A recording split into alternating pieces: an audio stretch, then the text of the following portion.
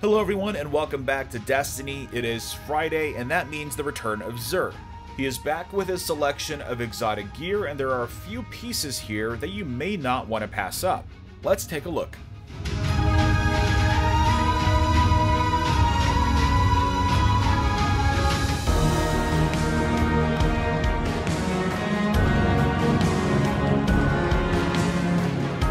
You can find Xur on Nessus this week in the same spot as he appeared during his first appearance during week 2. If you don't remember where that is, he is clearly marked on the map. And for his curios, we've got a few good selections this week. Starting off with the Fighting Lion, and believe you me, when I woke up this morning, I was like, really? The Fighting Lion? But then I forced myself to use this weapon a little bit just for the purposes of this video, and I was pleasantly surprised with how effective this weapon can be if used properly. The intrinsic perk is called Delayed Gratification, and it says that grenade projectiles will bounce off surfaces, hold R2 to fire, and release to detonate. Now, right off the bat, of course, this is an energy weapon, which is a little bit different from regular grenade launchers, but it does also come with a few trade-offs. You have one in the magazine. You also have a very low blast radius. But the real problem, I think, stems from the fact that grenade launchers don't seem to be as effective as other power weapons. It might fit a little bit better in an energy slot, and I think that's where Fighting a Lion can actually find its ground.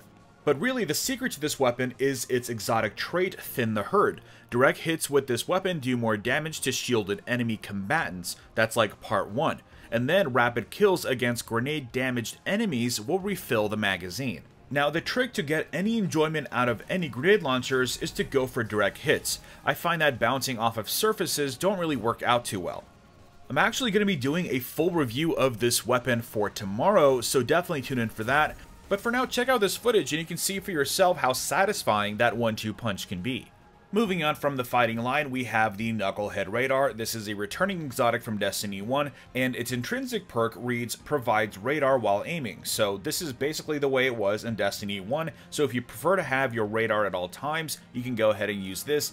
I don't have any use for this because I find that there are much more effective and more specific exotics you can use that will actually grant you a large increase to your combat effectiveness, but I suppose this could be good for PvP. Moving on to the legs, we have the Peacekeepers for the Titan, and I have to say this is one of the coolest looking exotic armor pieces I've ever seen.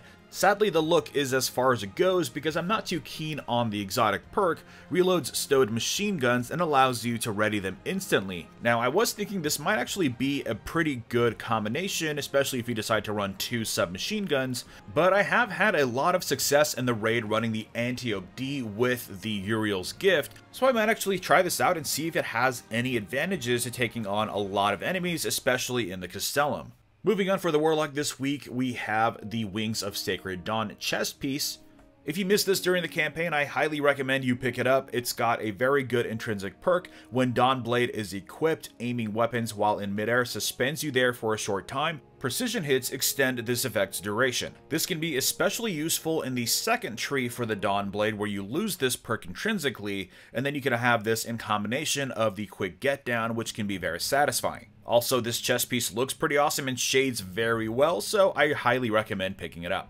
And that brings us to the end of Xur's inventory. I hope moving forward that Bungie really does decide to give him more things over time.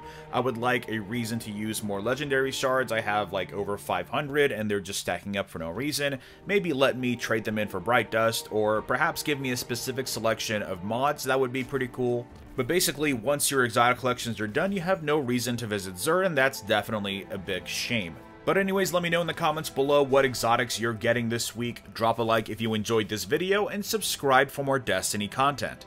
And I will see you all next time.